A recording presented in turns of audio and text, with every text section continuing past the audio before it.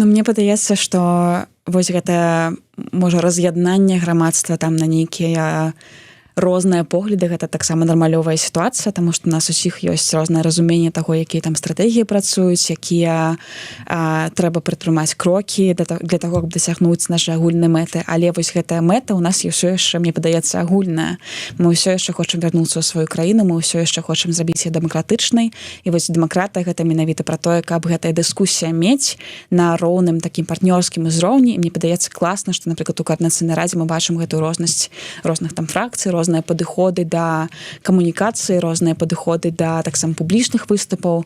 І гэта класна, што мы бачым і можам, вось таксама беларусы могуць асацыяваць сябе з рознымі персаналіямі ў дэмакратычных сілах, з рознымі стратэгіямі, падзяляць розныя меркаванні.